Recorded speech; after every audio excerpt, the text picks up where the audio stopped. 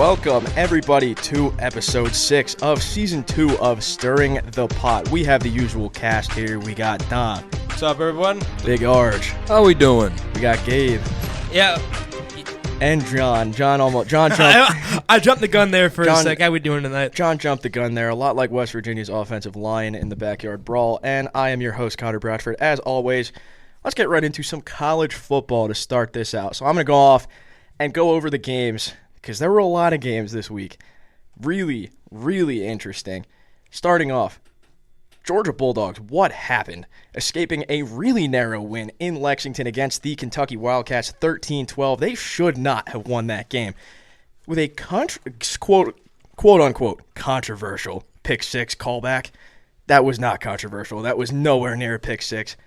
But LSU, with probably the game of the week in Columbia, South Carolina, going up against the Gamecocks.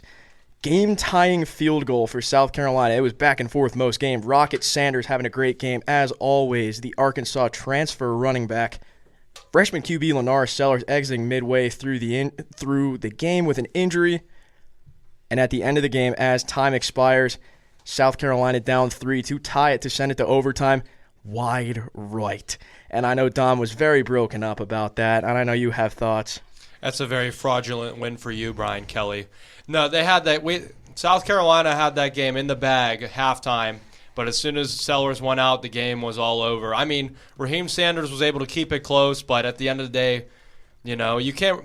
I wouldn't really blame the kicker either. It's not really his fault, just injuries. That's all. Yeah. Going on to more games, Notre Dame get their get back in a 66-7 rout of Purdue. Alabama strutting their stuff into Madison, and they annihilate the Badgers in Big Noon 42-10, an absolute mutiny. This Alabama team is good. We did not know how the new look Alabama was going to be with Kalen DeBoer. On to the next game, Mizzou survive a scare. It was a bit of a scary week for some of the big teams in college football. They survive a scare to the almighty Boston College, 27-21. They had to come back against the Eagles, but Kansas State, they introduced the Flying Hawaiians, as I like to call them, of Arizona to a world of hurt, 31-7, absolutely steamrolling them. I did say last week that Kansas State was going to outplay this Arizona team because they have a better roster, but I did not see 31-7 coming. Texas. Horns up for this Texas team, obviously, but they comfortably trump UTSA as they should, 56-7. Possibly a significant injury to Heisman favorite quarterback Quinn Ewers, which forced the prodigal son, Arch Manning, to come in and enter the game, and he balled out. This dude is legit. And I know all the discourse in college sports media was around, could Arch Manning be the best Manning in history? I don't think that's going to happen, but he's certainly on track. And to round out the college sports, Colorado takes care of business against familiar foe Colorado State with a 28-9 win, and more leadership concerns for Shedeur Sanders. Boys, what are our thoughts about this week? I'd like to go first. I'd like to give everyone a congrats. Everyone was very close in their predictions except one person, that person being myself. As I did have the backyard brawl, and I predicted it to be, I think it was 17-10, West Virginia. What backyard brawl? Yeah, I don't remember a game being played. It was a scoreless that we won't talk about, but everyone was fairly close, honestly. I got to give it up to Connor and Dom. Dom especially caught me off guard how close he was. So it was very surprising, and everyone did good except, of course, me, which is it feels like always got to be one black sheep in the family. There is always a black sheep coming around with these. I know Dom was a little broken up about the South Carolina game. The Gamecocks held on for as long as they could. And I think, like you said, Lennar Sellers going out was killer because that freshman quarterback is something else. Oh, their run game, though, was superior compared to LSU. I mean, I think it was a 70-yard scramble from Sellers that he got in, and Raheem Sanders was killing them. Their defense also, they were getting the Nussmeier early, like I said last week. They were just dominating LSU.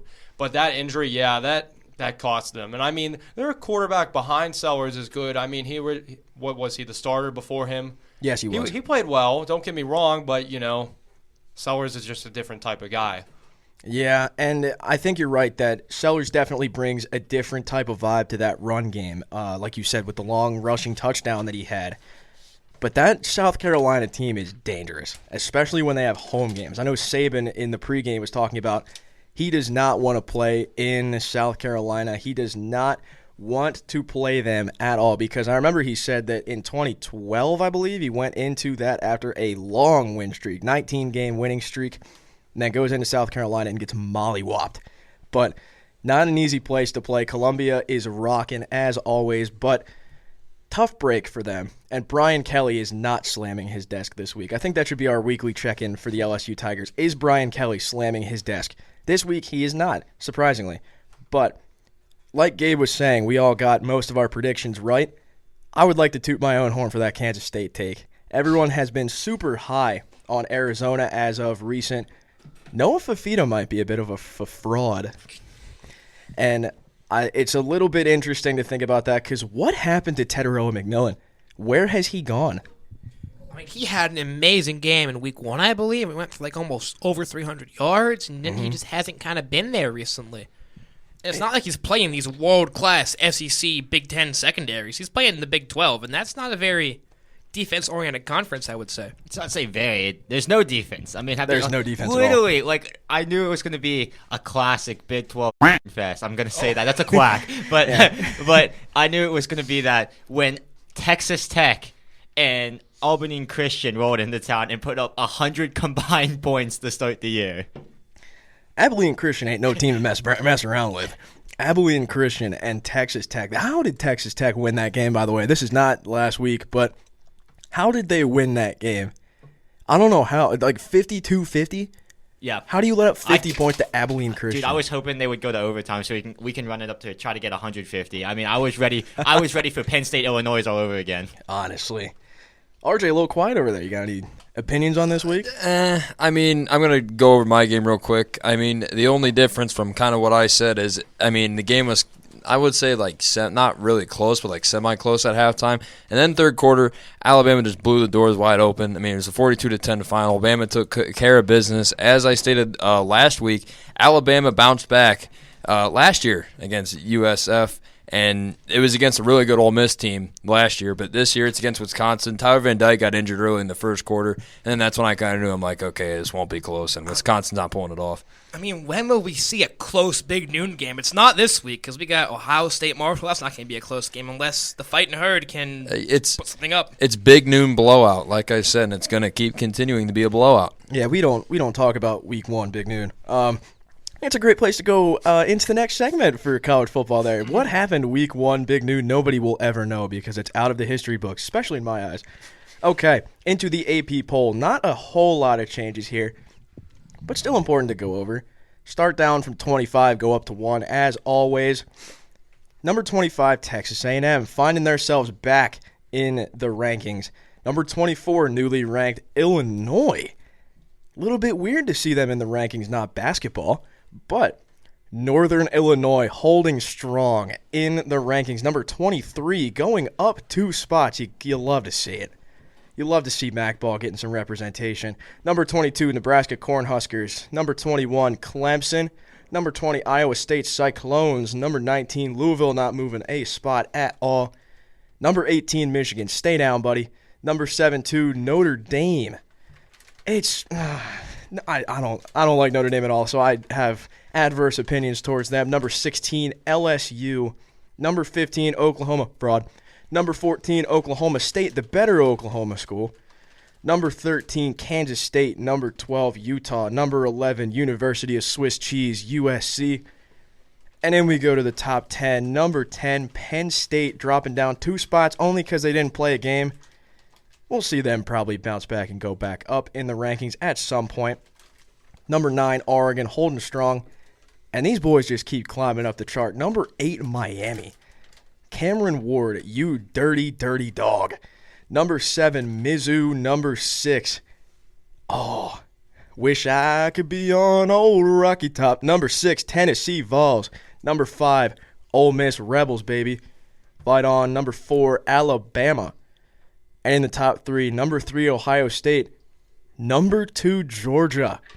And we have a new number one, ladies and gentlemen. Clap it up for the number one Texas Longhorns. Now, if they were still in the Big 12, we would not be doing any clapping for Texas. But with the adversity of losing a Heisman favorite quarterback with their, I believe, Arch is a sophomore now, right? Yeah. Redshirt freshman. Redshirt freshman? Oh, I forgot he got redshirt. Yeah. Arch leading them Texas boys. He's starting next week. But Hook 'em Longhorns, number one, Texas. Boys, what's our thoughts on the AP poll? I mean, to me, the most interesting part of this poll is by far that 4, 5, 6 spot. Alabama, Ole Miss, and Tennessee, 3 SEC teams that I really can't decide who I think is better. All 3 of these teams have high-flying offenses by great college quarterbacks and just so much talent there. And this is going to be this is probably might be the most competitive we've seen in the SEC in a few years, which is saying something considering the SEC is the top conference in college football.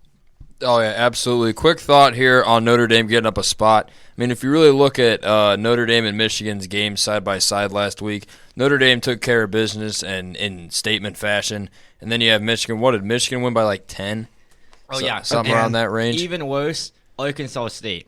Yeah. This Arkansas State team against, I want to say, Power 5 opponents last year, because it was Power 5, combined for like scores of like 200-0. Like, Oklahoma last year's Oklahoma.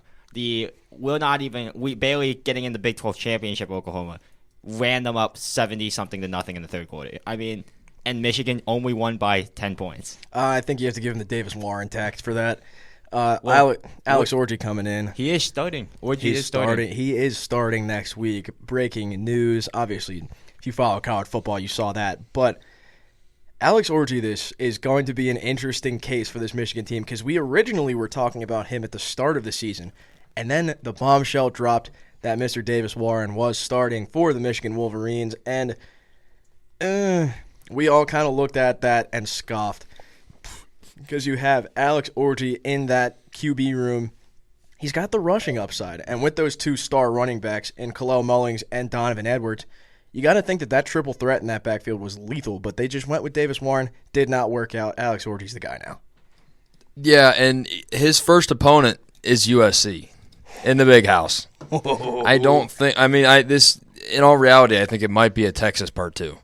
That would not shock me. Yeah. I just don't think this Michigan team – I mean, this is like their – I want to call it a little bit of a rebuilding year, but, I mean, it's kind of a rebuild year knowing how much they lost from their roster last year. Yeah, and it's going to be really fun to see this USC team play in the big house. It's great to see these teams on the West Coast come into Big Ten schools trying to prove their worth, and that's a big theme this year. And especially going from conference to conference, Oklahoma in the SEC, and I will be talking about Oklahoma later with my game of the week, but Oklahoma might be in for a bit of a rude awakening in the SEC. They had it pretty easy in the Big 12. Not so easy in the best conference in college football. Any more thoughts on the AP poll before we head on? So, group of 5 teams, because that's a big storyline at North Illinois right now, keeping the spot. Memphis and Boise State and UNLV are in the top 30. Give UNLV their flowers. UNLV have been great so far this year. I believe they're ranked in the coaches poll around the 25 range. And obviously, I mean, Memphis almost got upset this week by FSU, so they were on upset watch. So Memphis was on upset watch. Those FSU Bulldogs, those FSU Seminoles, man. FSU Bulldogs, baby. Known Bulldogs. They don't have the privilege of getting called the right team name. Win a game first. Yeah. And I think we got to go with the Go Lols, the Leminoles. Because they just keep taking L's, man. DJU is – he's not looking good, man. And I think I saw something on Instagram saying that Dabo Swinney used the last of his QB magic to get 11 wins with DJU at Clemson. How do you do that? And Oregon State, how did he win games in Oregon State? Well, they ran the ball, and he had the best O-line in the country. And actually very fair, yeah. That Oregon State rushing attack, oh, my goodness. Like, J.J. McCarthy – would have been drooling to play for that Oregon State team. So you're saying DJU should have played for Michigan last year? I mean, yeah, all he had to do was hand the ball off to Blake Corum. Yeah, he's taking on the Ryan Tannehill role. I think that's good. I think it's a good time to go into our games of the week, and I'm going to send it right over It's Mr. Richard Rice over here with a great Big Ten matchup. Oh my gosh, yes. Big Ten football in Nebraska as Illinois is traveling to Lincoln, Nebraska. Illinois is ranked 24th. They are new in the top 25, coming up against Nebraska. And the current line, and remember, at U92 and Stirring the Pot, do not encourage gambling. We just use it to kind of see how the nation is thinking. But looking at Dylan Raiola, though, he's been playing amazing so far. 5 TDs, 1 pick, 670 passing yards. I mean, he has the 24th best QBR in the nation, 79.2. Not bad for a freshman. His favorite target, Isaiah Nair, 12 for 187 and 2 touchdowns. I expect him to be a big impact in this game for Nebraska for them to get up early. Nebraska rushing, their main back's Dante Dowdle, who's 31 for 184 and 3 touchdowns. So Nebraska's offense has the weapons on both the ground and through the air. But Illinois' QB, Luke Altmaier, isn't having a really horrible season himself, though. 6 total touchdown passes, 647 passing yards. They beat Kansas at home back when they were ranked 19th. But this is his first road game of the season in a rowdy Big Ten environment. I think that's going to make an issue for him a little bit. But Illinois is more of a passing team. But their number one back, Caden Finnegan, they use in the run game, though. If their passing does get stopped, he has 42 for 173 and 3 touchdowns. But if Illinois' passing does work, they're led by Pat Bryant, who has 15 for 235 and 4 touchdowns, and Sakir Franklin. Those are the main 2 guys they use. Franklin has 16 catches and 193 yards. But for Illinois, though, I think their saving grace, though, at defensive back for their defense would be Xavier Scott. Has a sack and 3 picks this season so far. So I think he's going to be put on there. That's going to be a great wide receiver cornerback matchup to watch. But for this game overall, though, I'm going to keep it kind of super quick because it is a Big Ten game. It'll be, I think, a really close game because we all know how Big Ten games are around here. Usually low scoring and pretty not too much blowout deficits. But I'm going to go Nebraska here. I love Nebraska football right now. They're my sleeper team, and I'm going to keep rolling with them. I have them winning 21-14, so by 7 points. Not really too surprising. Probably because they're the home team, or else I'd probably have it by a field goal. But this game is going to be great, and I think it should be talked about more. Man, Matt Rule, thank you so much for bringing Big Red back into the mix in this college football market.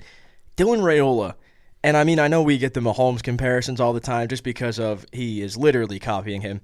Oh, 15's for Tim Tebow. Yeah, you're not fooling anyone, buddy. He acts just like him, man. Even with the pregame, like the celebration, the hype, the chants he does. Dude, I mean, they talk to each other all the time. Yeah. They have the same haircut. They have the same haircut. They have the same sunglasses. They talk to each other all the time on Instagram, text message. I don't know I mean, I don't know if they swiped each other on Tinder or something.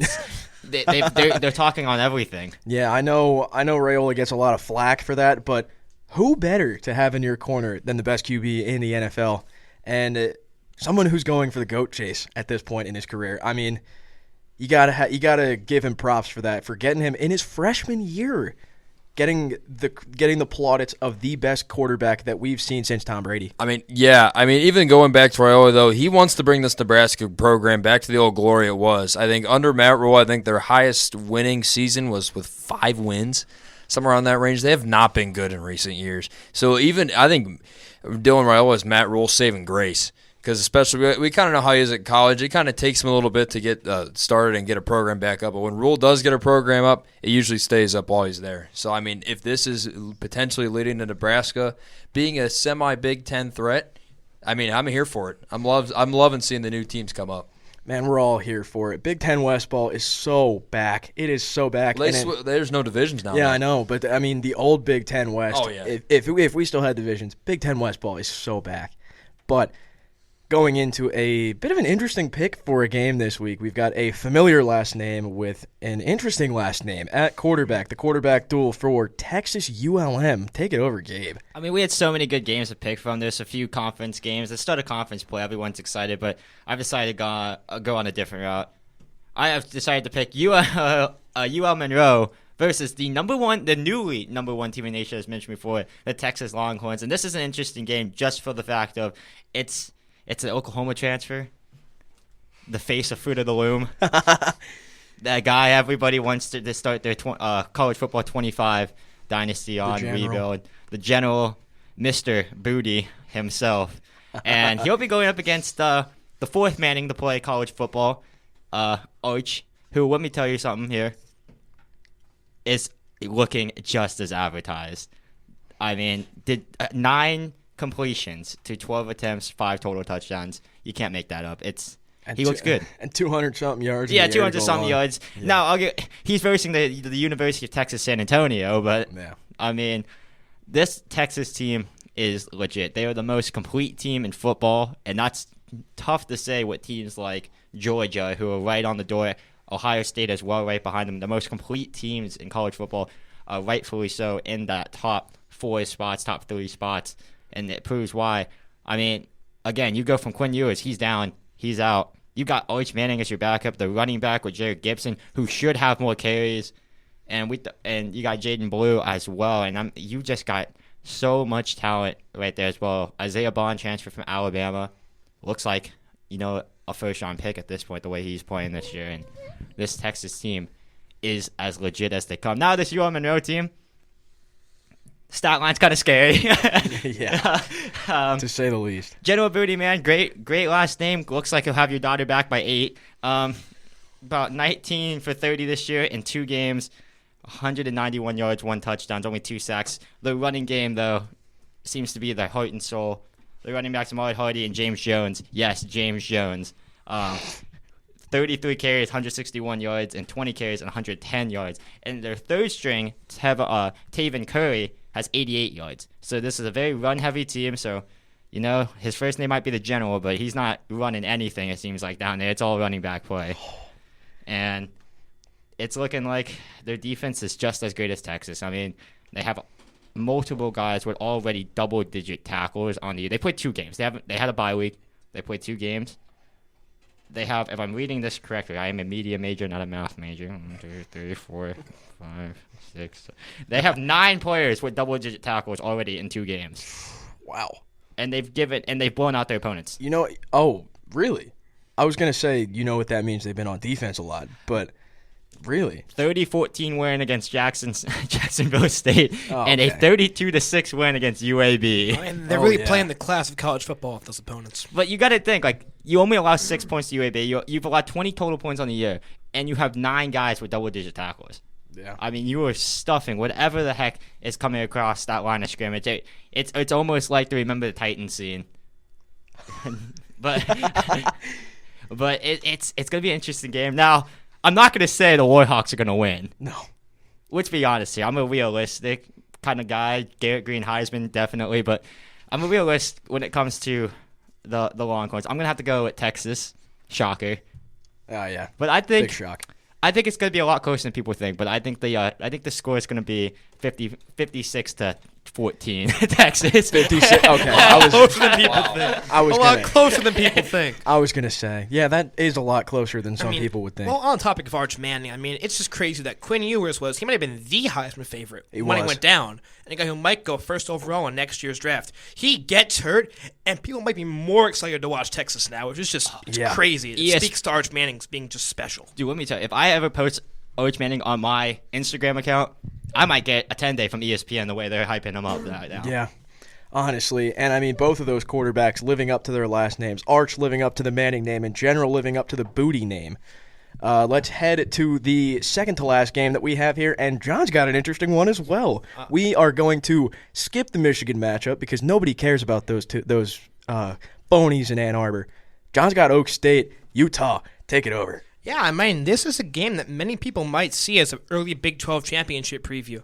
These are, I believe, the 2 highest-ranked teams in the Big 12 right now. Teams that both have great established cultures with 2 great coaches like Kyle Whittingham and Mike Gundy. And there's an interesting kind of dynamic at play here because Oklahoma State, Texas and Oklahoma left. And Oklahoma State's kind of the favorite to inherit that. In the other corner, you got Utah, who's kind of the new kid in town, the new guy, kind of expected to come in after some success in the Pac-12 in recent years, but not obviously you're competing with USC, Oregon, big-name teams, kind of looking to get their due at this point in time. And Oklahoma State, they beat up on Tulsa and San Diego State. However, they almost lost a game to Arkansas. And that is 2 overtimes, and that's just a scary game for a team that's ranked pretty high right now. And the big story for this team is quarterback, 7th-year senior quarterback, Alan Bowman, who looks playing the best football of his long career. Dude, I remember when he was a freshman playing at Texas Tech. By the way, COVID was not a thing when I was watching that game as an 8th grader.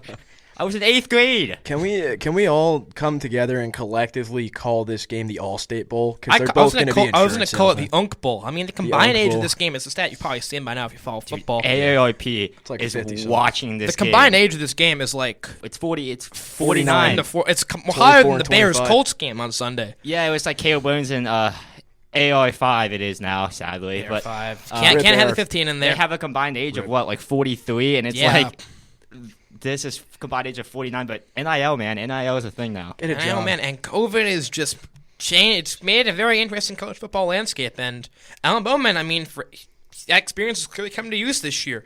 23rd in the nation in QBR, 8 touchdowns to 2 picks, and 967 yards, throwing the ball a lot downfield. And on the other corner, you got Utah, who's kind of this high-cultured, just former Pac-12 team, but with a good head coach, but to come in and make some noise in this conference.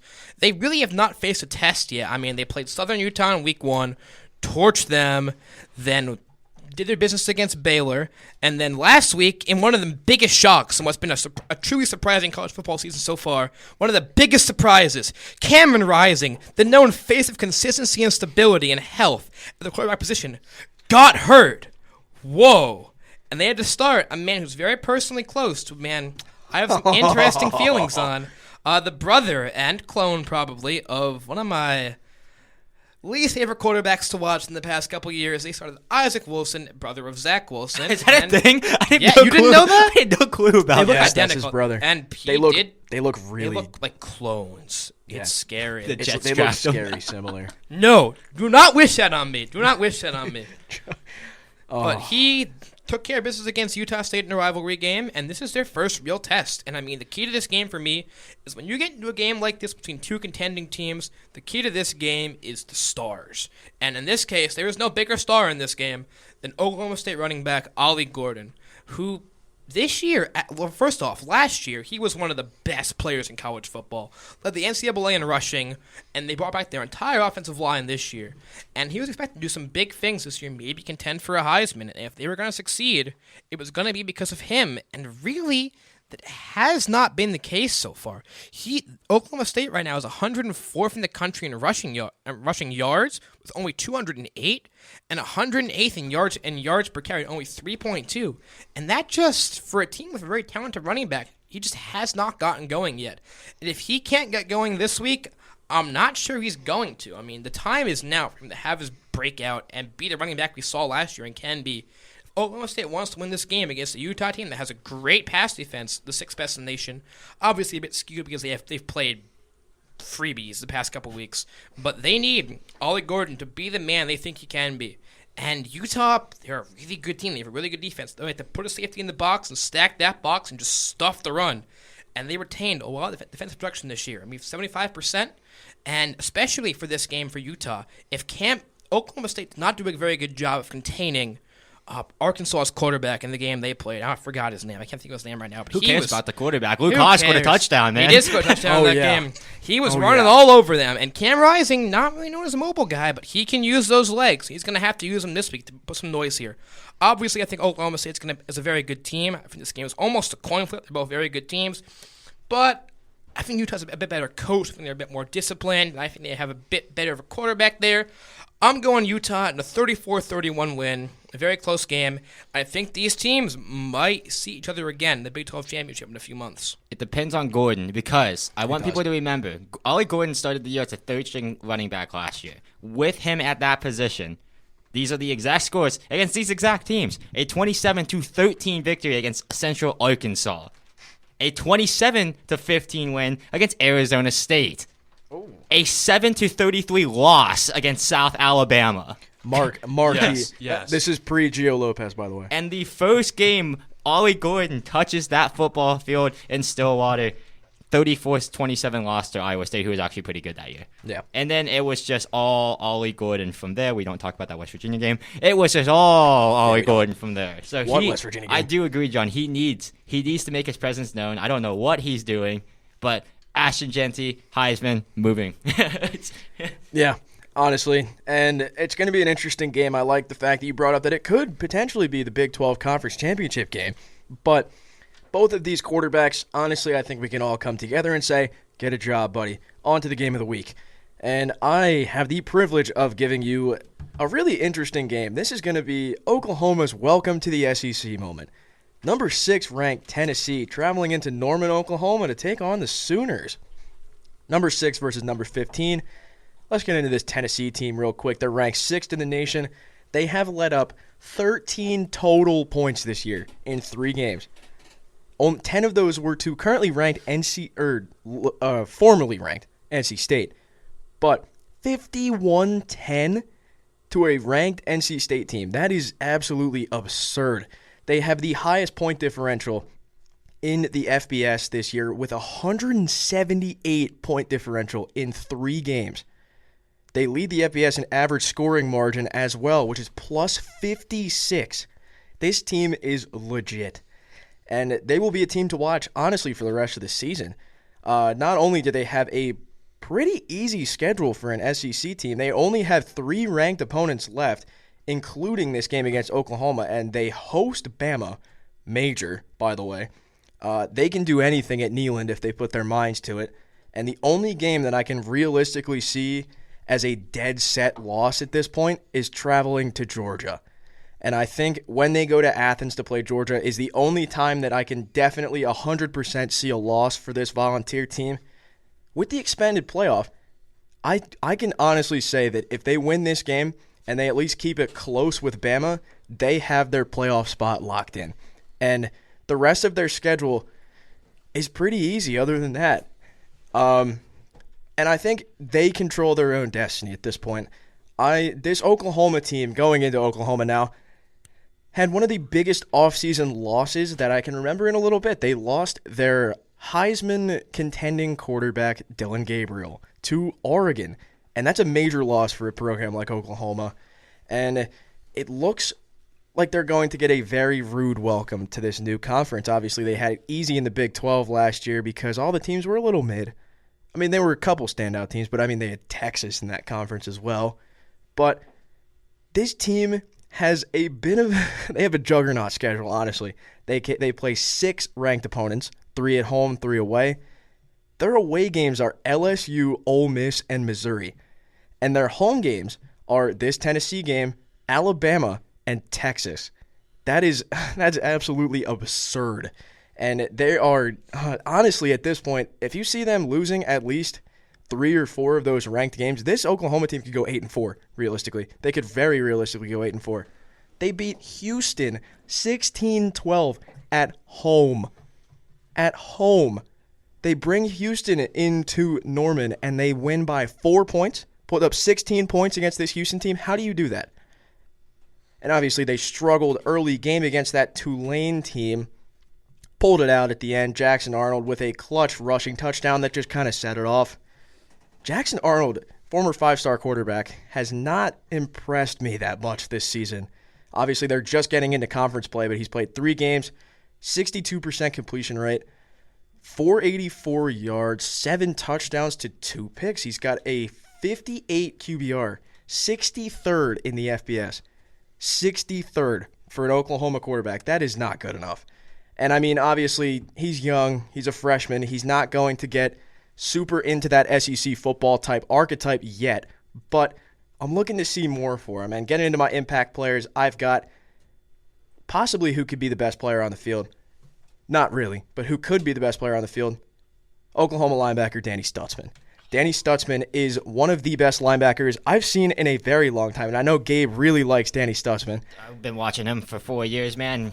I'm happy he stays for another one because his draft stock is all going up, and so is Jay Higgins, man. Oh, yeah. He's a tackle monster. And when you think of guys that are tackle monsters in the NFL, you think of guys that get paid.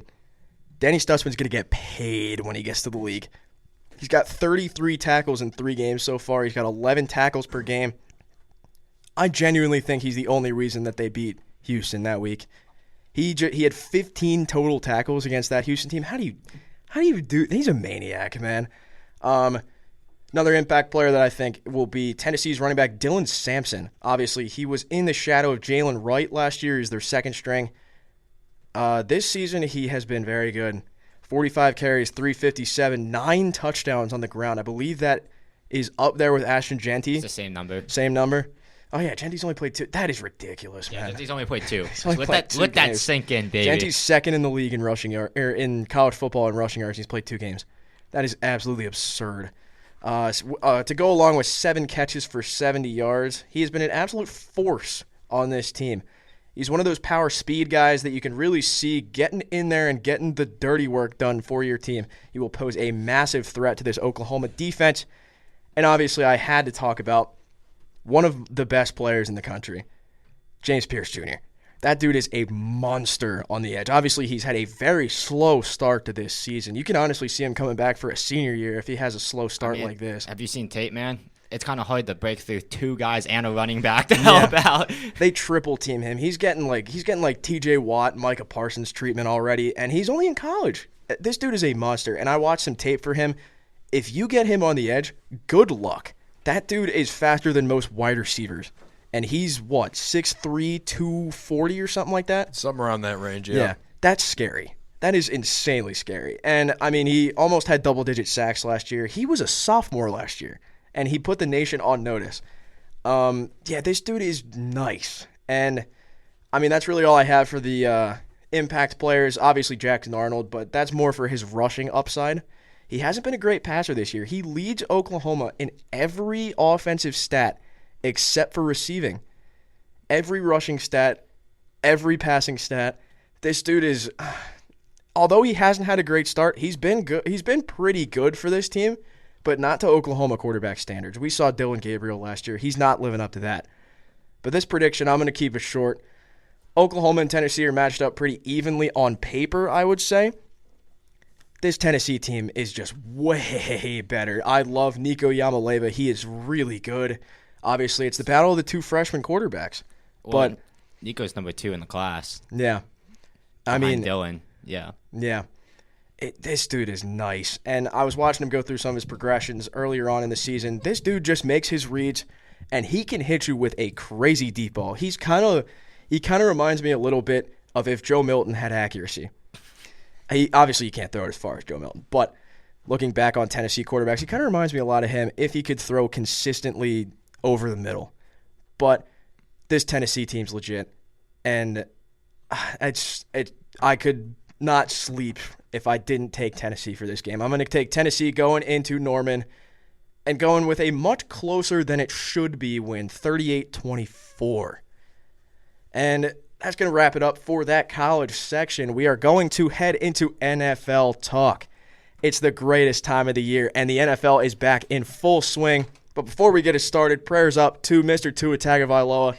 He has had major concussion troubles, and he's going to be, I believe he's pretty much on IR at this point. He's not fit. He is on IR. Yeah, concussion protocol. Obviously, prayers up to Tua, but that's a big conversation around the NFL with concussions nowadays, but guardian caps are being introduced. I don't know how much they help, but it's weird to see people with guardian caps in real games. But obviously, Tua did say that he's not going to retire.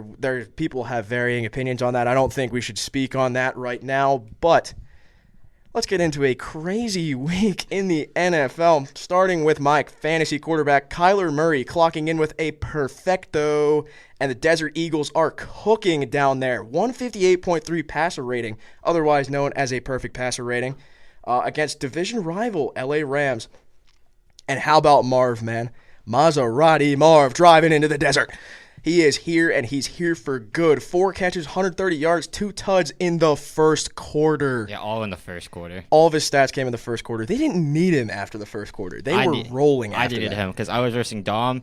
Dom was taunting me all week. All week. You know how many pictures of Gio Lopez I have gotten last Didn't the week? team score like 70 points They this scored week? 60. I was going down with my ship. They scored And- like one game of like good Joe Mixon last year. Okay, Yeah. My fantasy team this week was all the fantasy duds, John. How does Josh Allen and Tyreek Hill, Trey McBride, and also Rashid White, David Montgomery, whoever else on my team combined for like 60 points? I'm sorry. That's bad coaching, man. Oh, Just bad coaching. It's bad general managing. I should be like Matt Rule and go to college now. I'm done. I can't coach perfectedness. I mean, hey, it could have been worse. You could have been John who had to face my Alvin Kamara. Yeah, my game was over before I checked the clock. My game was over at 1:57 before 2 o'clock. That's right. I was like, you know what? I've already lost. Not checking the league anymore. Nope. Nope. That's with Anthony Richardson having a dud. That's probably why Marvin Harrison didn't get any time in the half, because they saw our fantasy game and were like, oh, my God, he's just getting beat. Just take him out, guys. Take him out. He's had enough. A-Chain scored more. I knew it was done when A-Chain doubled what Yeah. Josh Allen and Tyreek Hill put up on Thursday Night Football. Yes, Oh my Gabe, gosh. you had like 2 spam players of the week. One, the whole offense just Oh, yeah. consisted It of was like A-Chain spam and Marvin that Harrison player. combining for 60 points, and then the third most was like 12 points. Yeah. All right, going into more of the games for the week. Bryce Young benched. The Carolina Panthers are poverty. The return of the Red Rifle. The Pope is Catholic. Sell the team, David. Sell it right now. You're getting like minor league baseball money in ticket revenue. Come on. Them boys in Vegas ran the table against the Ravens in Baltimore, registering a solid comeback win against the shocking 0-2 Baltimore team that's supposed to be contending for the Lombardi. Okay, Baltimore sports media, calm down there. But is Justin Tucker washed? He's currently 2 for 7 in his last 7 attempts from 50+. What is happening? He was the best kicker in the league for the longest time. Brandon Aubrey moment? He's making 65 look easy. And obviously it didn't count when he tied the record for 66-yarder set by known Justin Tucker, but it didn't count. Obviously, so sad. Oh, no, Cowboys kicker. Oh, no, Cry Me a River. But how about... dude, the Bird teams are going off, man. How about the Dirty Birds in Atlanta, led by none other than Mr. Kirko Chains himself, executing a near-perfect 2-minute drill, completed every single pass except for that one over the middle that I thought was a PI. But... 2-minute drill, ending the game in a game-winning strike to none other than Big Drake London. Big Draco, baby. Getting that. London. And Gabe's favorite, Young Wei Koo, making that like 40-yard extra point. Dude, he made me cool when he hit that shot, bro. Oh, my God. The Kansas City referees pull another win out of their hindquarters against my own Cincinnati Bengals. Oh, cry about it. That's Okay. PI and you cry know. me a river. That is PI, Oh, man. yeah, John. What happened to your quarterback last year? I know you can cry me a river. My owns your franchise. He's going to cry himself a river in the next 3 Patrick hours. Mahomes getting vastly outplayed, which is weird, by Joe Burrow. Joe Shiesty himself, who seems to have developed a connection with sophomore wideout coming in. Nobody knows him except for me for some reason. UCLA Bruin, Andrei Shivas, 2 touchdowns on the day against KC. His only 2 catches of the game, but filling in for T. Higgins, who is hopefully coming back this week. Get back on the field, man. I know his hamstring's hurting, but, suck it up. He practiced today. Thank you, Lord. So I'm going to assume he's playing. There is a God. The Tampa Bay Buccaneers remain undefeated, holding Dan Gamble and the Detroit Big Cats twice with very little time remaining to keep themselves afloat behind another solid performance from one Baker Mayfield. Baker's going to bake, baby. Baker's going to bake. Well, the Buccaneers figured out the game plan on defense. Let Jared Goff throw it 50 times and see what happens. Yeah, and none of them to Sam Laporta. Thank you very much, Mr. Fantasy Guy. Sam Darnold might be a good quarterback. No, he's not. No, he's not. No, he's not. No, he's not. No, he's not. No, he's not. He's a fraud. John, you want He's a fraud. He's a John, fraud. do you want to hear a stat? He's a fraud. Do you want to hear a stat, John? No, I really don't. But I do. Sam Darnold's 27. Oh my God. He's 27. I'm old. Can't we- No, that's young. Are we that not even really going to surprised mention me. the Donald Trump finger point that John just did as he... He's a fraud. He's a fraud. He's a fraud. And he leads the slightly banged up Vikes and the Jordan Addison-less Vikes He's to coming. an He's playing this week. Yeah, to an incredibly solid win over the God Squad in San Francisco in the Niners. It's a very solid win for the Vikes there. And Brian Flores, man, you gotta love seeing the defensive guru get it done against a really high flying offense in that San Fran team. But on to more games. Patriots versus Seahawks. What a matchup. I'm sure they're going to run the ball, right? Right. This time they actually did make a correct decision. Hawks win despite being without K-Walk, and they walked into OT and won it in a thriller against the Pats. This game, and I know Gabe is going to love me for this. This game, now being dubbed the Andrew Bowl, the NFC least is back in full swing with a game that can only be described as a field goal kicking competition. The Commanders top the Giants 21-18 and Let me tell you something. This is why kicking matters. Dom, dab me up real quick. Yeah. The Giants, Graham Gano, former Washington kicker, does us a favor. Rips his hammy in half on the opening kickoff, which was brought back for a penalty. But the Giants did not kick a single field goal. The only one they did, they missed it. It was hilarious. Washington only kicked field goals, and kicking won. Yes, kicking does win. I tuned into WFAN New York Sports Radio after this game to see what they said, and the best quote I saw is that the Giants lost a game that only the New York Jets could lose. Yeah, that is very fair. And now the Washington Commanders can officially say that they're better at kicking footballs than any team in New York. We did the division. Yes, they do. I don't really know how. And to round out the games from last week, Derek Carr, best QB in the league. Alvin Kamara dropping 4 tuds on the Cowboys. Rashid Shaheed being one of the best deep threats in the league. And the Saints scoring a historic amount of points through only 2 games. Sean Payton, where are you hiding? And is this 2024 or 2019? What is happening around the NFL, guys? Well, I'm going to put it as simply as this. New Orleans has always kind of had that talent, but they never played the right way on paper. But now, actually on the field, they're playing up to their name now and what their talent has. I mean, if you're looking at the Saints here, that's what is it? Yeah, that NFC what? South? Is that what it is? It's the South, yeah. Jesus, it's a very forgettable division that one team will not be winning, Carolina. But I think it's a race. To be completely honest, either 3 of those teams can win that division. I'm going to be very tuned in on that division the final couple weeks of the year because I think it'll come down to probably week 16 or 17 for that division. Whoever versus the Carolina Panthers come week 16 and 17. You're exactly right. Maybe just beating the Carolina Panthers gives you like a power up, and that made the Saints just like insanely good, and then they destroyed the Cowboys. All right, I have a question for you guys. Do you know what the quarterback on the opposing team was the last time the Panthers led a game in the fourth quarter? You know who it was? Cam Newton? Was it Matt Ryan? Tom Brady. Jeez. Wow. Really? Known broadcaster, Wow. Tom Brady. That's Oh, my Oh, God. Dom, real quick, though. You know who played the Panthers last week? who? Do you know? The Chargers. You know who the Chargers play this week? Us. The Steelers. Oh, and you know what's interesting? We haven't won a home opener since the year 2017.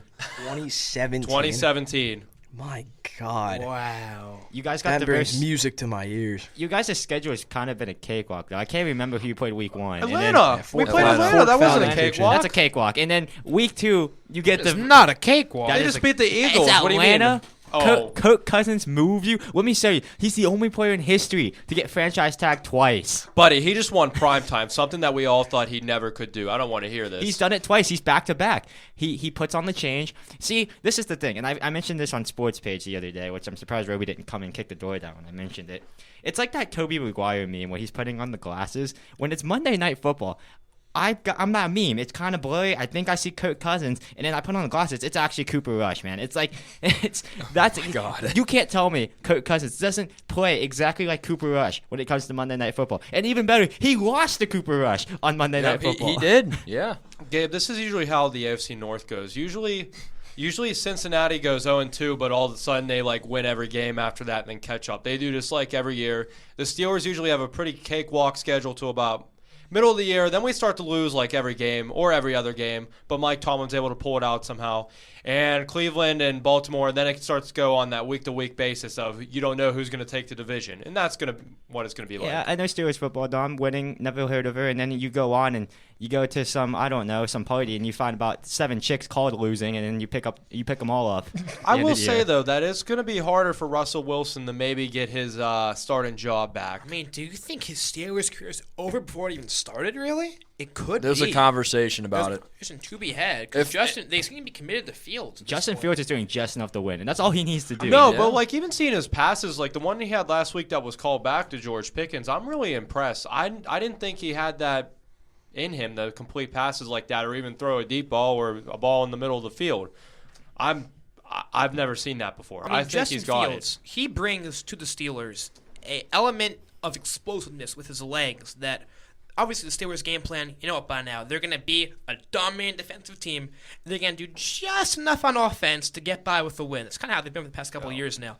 And Justin Fields, he brings an element to the game that Kenny Pickett didn't have. Pickett didn't bring anything. Old man Ben Roethlisberger did not have, and that is his legs. He can use those legs to get you 120-plus rushing yard play a game. And at the right time, that can be enough to flip a game. Flip a few games for you guys. I think you saw it against Atlanta. I think you saw it last week. And I think Russell Wilson might have gotten Wally pipped, for lack of a better word. I mean, it's pretty easy to win when you're versing Auburn Bo Nix. Yeah. Yeah, that is very true. I'm going to take this over real quick. I'm going to tell you guys, speaking of another AFC North team, Baltimore's schedule from week 3 to 8. Gabe, don't look at week 6. Week 3, they're at Dallas. Week 4, they host Buffalo. Week 5, they're at Cincy. Week 6, it's against the Commanders at home. They're winning that game. What do you mean? It's the battle of the running backs. I mean, Lamar yeah. Jackson versus Jaden Daniels, baby. I mean, if you do win, even better. Then they're at Tampa on Monday Night Football, and then at Cleveland. If I'm Baltimore and I'm 0-2 right now, I don't know how to feel right now because I don't know if this is bold to say or not, but I don't really think they're going to win the division this year. I mean, first off, I'm going to say not all 0-2s are created equal. Obviously, Baltimore, they're about 2 inches away from being 1-1, and without one win coming against one of the best teams in the NFL, probably the Super Bowl favorites right now. But it's a game of inches, man, and sometimes you're just going to the game's going to fall the wrong way. I think that's what happened to them week 1, and I'm not going to be worried because there's a lot of talent on this team. They have a really good coach in John Harbaugh who's going to build that culture there and just keep that established momentum they've had for these past couple of years. And Lamar is still a great quarterback, but it's a tough schedule, and you're going to need to pull out some tight wins if you want to make the playoffs and be a true Super Bowl favorite in the AFC. I mean, it's not even on Lamar's passing. He's had 245-plus passing yards in both games. That's pretty good for him. Too. Yeah, and he had 122 rushing yards in Week 1 against the Chiefs. Without Mark Andrews. Yeah, he went all out. And I don't know. For Baltimore, I wouldn't be shocked, though. I mean, if they go on a little bit of a run, especially against these good teams. If they do it against the good teams. And, I mean, looking at the end of their schedule, I mean, they have the Giants, Pittsburgh, Houston, and then Cleveland again. That's a tough schedule regardless because Houston's up in that mix. Yeah, I mean, I really don't know here. Always take a game from you if they Oh, yeah, because everybody will be out by the time they play Pittsburgh, and they'll think they just won a Super Bowl because they're facing the practice squad of Baltimore.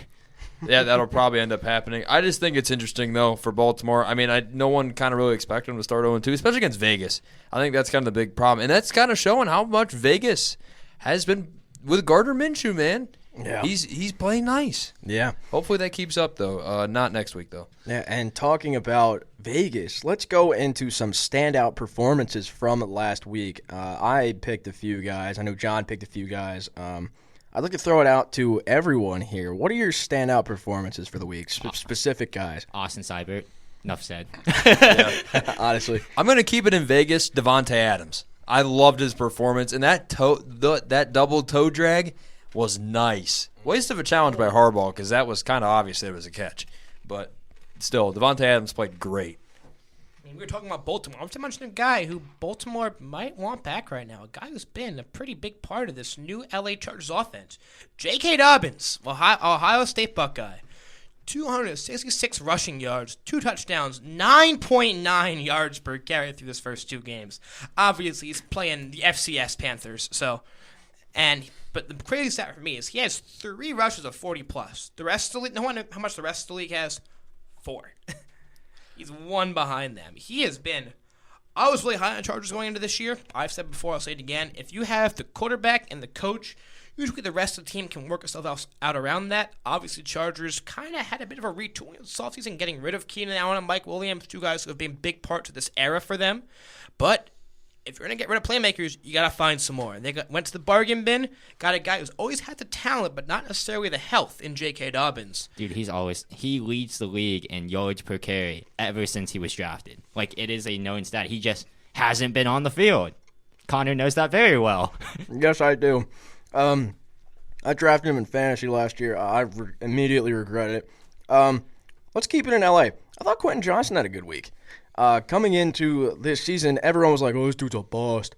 5 catches, 51 yards, 2 tuds. I mean, it's the Panthers tax. 5 catches. Yeah. The 2 touch is nice, but Yeah, Two it's the 2 touchdowns. touchdowns. Because for him, Points I are mean, points. even catching a ball at this rate is kind of like a win for the Chargers. For him just catching anything. But I really think that's great for his confidence. I really think, though, he's not going to really put up – I'm not saying he's going to put up 2 touchdown stat lines every week.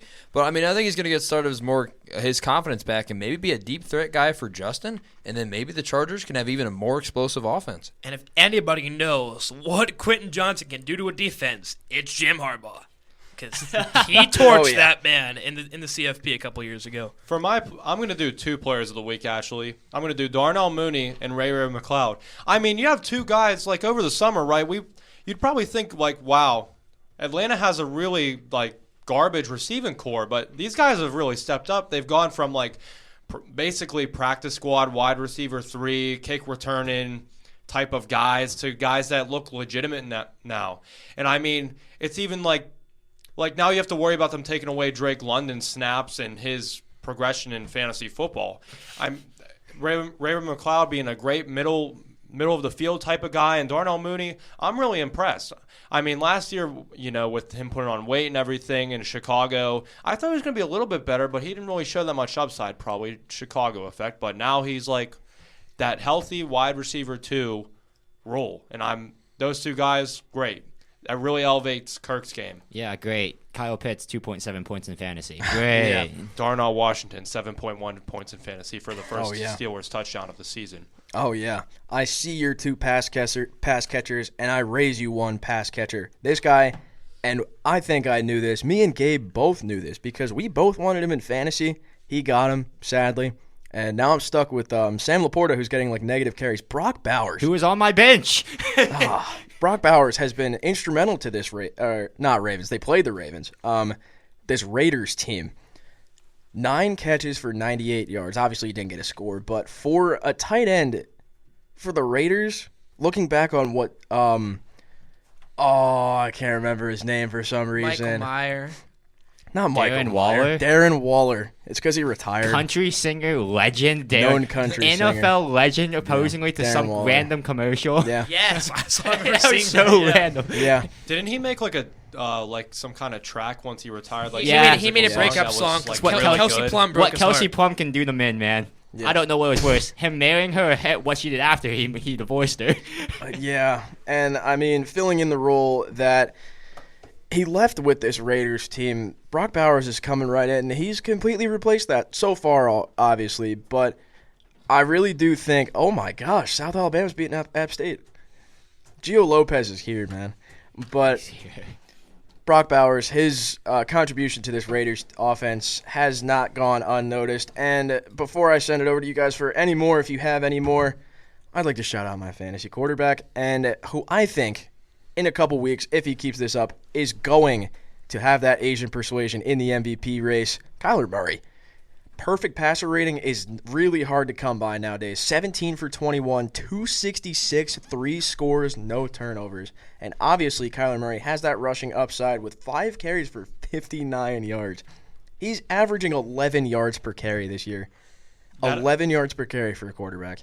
That actually put him in the Hall of Fame, that performance. He's going to go with Kurt Warner now. Yeah, he's the second Cardinals quarterback ever to record a perfect passer rating behind Kurt Warner. Obviously, John knows a lot about Kurt Warner over there. Have his jersey. Yes, he does. Not his Cardinals jersey.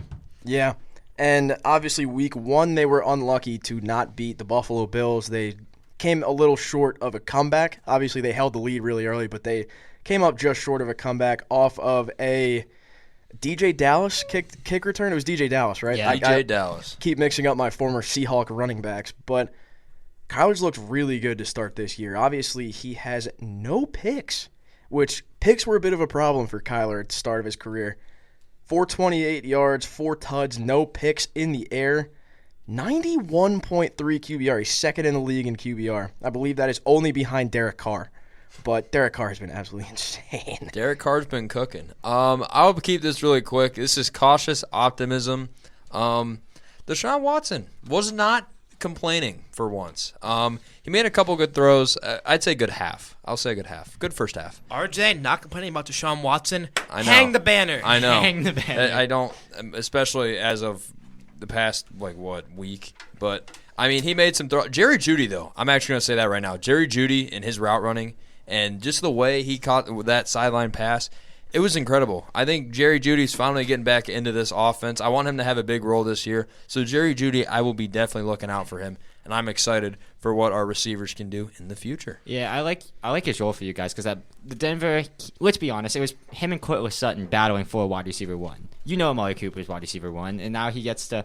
I'm not gonna be like sidekick, but he gets to fit in a role better. Like you remember at Alabama, he had Henry Ruggs, and he also had a pretty good slot receiver. Jalen Waddle. Yeah, and it's like, again, he gets to play the second fiddle act, and he's thriving in it. Yeah, only problem is, though, Cooper has been having, I believe, 3 or 4 drops. Oh, I saw that one. Yeah, Yeah. I mean, it's going to happen, and I'd rather him do it now. And obviously, like, it's only week 2. I mean, it was only week 2. Now we're into week 3. Hoping, I mean, hey, he'll be great. I mean, I'm not going to question that. Just kind of waiting, especially playing the Giants this upcoming weekend at home. I expect some fireworks like the Arizona game last year. I was kind of surprised. I think the announcer said at one point that he was back to his Houston Deshaun days. I did not like that. It's not even close to his Houston days. Yeah, That's whenever he broke the sack and made the pass to I mean, Jimmy, though. I'm not going to lie. That play was really nice of his scrambling ability, showing that he can still scramble and get out of the pocket. I think that wasn't really much of a question. It's the throwing. That's really what it comes down to. Yeah. I have a quick shout out there because Austin Seibert, of course, yeah, but the Patriots running backs. Ramondre Stevenson, revival year. Antonio Gibson has not had the yards, but he just ran for 96 yards and I think 11 carries last game.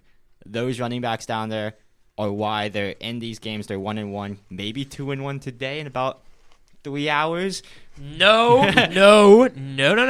Those running backs, what Mayo is doing down there, I mean, it's incredible to watch. This is a team that should be in consideration for the number 1 pick, and now if they beat the New Jersey Jets, I mean, they'll have an opportunity now to really see if they have a shot at the making that playoff spot again. Yeah. And we've got one. What, you wanted to say something, John? I just want to shout at that guy. I mean, we talked about offense so far. I just got to shout at the guy on defense for the Jets. Will McDonald. Obviously, there's a whole second-year pass rusher out of Iowa State. First-round pick. Kind of controversial first-round pick for us because a lot of people wanted us to take a tackle at that spot. We did not because Bobby Saleh cannot pass up a good edger if you've seen one. And we made the choice to not re-sign Bryce Huff.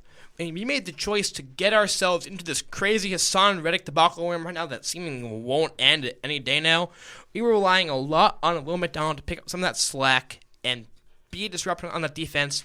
And in the Tennessee game, he showed up big time. It was a big reason we won that game. 3 sacks, 3 TFLs, and a forced fumble. Being a disruptive presence to Will Levis, helping us win that game. Making some big plays, especially at the end of the game to close it out. And you need guys like that because you're a bit depleted on defense right now. Jermaine Johnson, you just lost him for the year. You need guys like him to step up for the year and play big in big spots like these. Yeah, it's nice to see you guys get a true edge and not a bust this time. Yeah. And before we go into the final segment that we will be talking about, it's going to be very short, but I would like to shout out a group of players. And obviously this is maybe just because it's my favorite team, but I'd like to shout out the Bengals linebacker core. Jermaine Pratt and Logan Wilson have been absolute monsters in the field, in the open field. They are both top 5 in tackles this year, 24 to each of them through 2 games. And this Bengals defense, honestly, Cam Taylor-Britt with an amazing pick last game. Obviously, he got toasted on the touchdown, but that was not to the man that he talked a little bit of smack on. He picked it off on Xavier Worthy, which it's really rare nowadays to see guys back up their smack talk. Cough shitter Sanders. I really do think that this Bengals defense looks pretty good so far this year. Obviously, they had a rocky game against the Pats. We don't talk about that. But they held up against this really solid Kansas City offense, and I'd like to give them their plaudits. But into the last final segment of this, we are just going to – I'm just going to ask you guys, what's one team you think we should look out for this year? I'll go first, and it's kind of a little bit shocking, but looking at what all they lost defensively, no one was really talking about it too much. The Buffalo Bills. I'm going to be completely honest. That's my sleeper team because I'm looking at what Josh Allen and James Cook are doing together. I mean, it's insane. I mean, if Josh Allen isn't having an all-aerial assault, it's James Cook on the ground getting yards, and he even used him in the passing game as well. I mean, losing guys like Jordan Poyer and Tre'Davious White, I really think, though, and especially with Miami now being without Tua, being in the IR, prayers are up. And with New England, semi in a rebuild, but they are looking competitive. But trust me, not the division. I really think now, is the time to strike. And the Jets are kind of, John, they're doing a little bit iffy. It's been up and down 2 Yeah. weeks. We're not clicking fully yet. But Yeah. I feel like The reason I say that was the Tennessee game, but obviously it's one game. I could see you guys definitely coming back and having to an as advertised form. But I honestly think now it's probably between you guys for that division. And I really think, though, it'll be really close. But if Buffalo keeps this up offensively and even just shows a sliver of defense, it could be hard not to be Buffalo. And the game after they fired Ken Dorsey, I believe, their old offensive coordinator, and put in Joe Brady as offensive coordinator, they played the Jets, and they smoked us, clapped us up and down. Hey, current Browns OC, Ken Dorsey. Love it. And they booked a new team after that. And ever since they made that change, it kind of flipped the switch in them. And the biggest thing about that change was that he uses James Cook a lot more, which he should, because James Cook is incredibly talented and a great running back, and he brings level to this Buffalo offense they didn't really have before in this Josh Allen era, in a sense. Would you say that if the Buffalo made it all the way to the playoffs, do you think that Josh Allen could be considered for MVP this year? Definitely. I think he could get it this year. I think he's the favorite right now. He'd He's have to overdue be. for one, I feel Or like. Sam Darnold, if we're talking about right now. Don't you dare Kyler. wish that on me, buddy. Kyler. It's the MVP frontrunning being Derek Carr, Baker Mayfield, and Sam Darnold. It's something else, man. That's so funny. I love fall. This is why you don't have fall weddings, ladies and gentlemen. I'll go my team next. This is a team that was kind of written off, even though I kind of don't think they should be, because there is no reason why this team can't be a top dog in the NFC, but I kind of think they like being written off. Tampa Bay Buccaneers. This is a team that won a playoff game last year against a pretty good Eagles team, and they have one of the best stories in the NFL in Baker Mayfield. Obviously, a guy who was almost out of the league a couple years ago. He got cast off into the wasteland of his Carolina Panthers, got released, waived, and then he came back to the LA Rams under the tutelage of Sean McVay and turned his career around. And he got the shot to compete for the quarterback battle in Tampa Bay, won it outright to succeed the GOAT himself, Tom Brady, and he's looked like a new player in this game. And this is a team that they beat a good Lions team, and if we talk about top dogs in the NFC, you hear Philly, you hear San Fran, you hear Detroit, you don't really hear Tampa Bay, and I kind of think that it's a bit disrespectful to them because they have everything it takes to be a top contender in this conference. Yeah. I'm going to take over with my pick after this one, then I'll send it over to Dom and Gabe. But I just wanted to get my pick out of the way. I'm going to stay in the NFC. This team has kind of shocked me so far. I'm going with the Minnesota Vikings. Sam Darnold has looked so poised in that pocket, and he's looked absolutely great. Obviously, the loss of KJ Osborne is going to be felt throughout that wide receiver room. No, really. KJ Osborne was a great second option. Obviously, Addison took that spot. I was about to say, it's a great second option. He was their second option last year. Addison was their As long slot as guy. Addison can stay within the speed limit, he's going to be the second Yeah. option. That's pretty hard for him, Yeah. as we've seen. But they've got so many good players in that team. I love Ivan Pace. He's such a good player. They've got really good – their defense is so underrated. And one of the big guys in that defense is an absolute Swiss Army knife in Josh Metellus. Josh Metellus can play literally every defensive position, and that really goes unnoticed. They had a lot of losses in the offseason. Obviously, they lost Kirko Chains, which was a bit of a loss for them. But – they retained Justin Jefferson. They brought in Aaron Jones, which was a really good pickup in my eyes. But you beat the Niners, and you do it pretty convincingly, you have to be thought of as at least somewhat playoff contenders. So I'm going to say the Vikings for this. They're definitely a team to watch out for. The team that I picked was the Raiders, and I have good reason behind this. This is one of the few NFL teams now where I see all the players backing each other up. You see Max Crosby go up to Gardner Minshew when he threw a pick, and he's giving him words of wisdom. He's playing defense, but they were able to stay in the game against Baltimore the entire time under under their head coach. They were able to win the game. I think last year. If I saw them on my schedule, I was going to write them off. But after that win, I don't really know what to say about their team anymore other than they can win football games.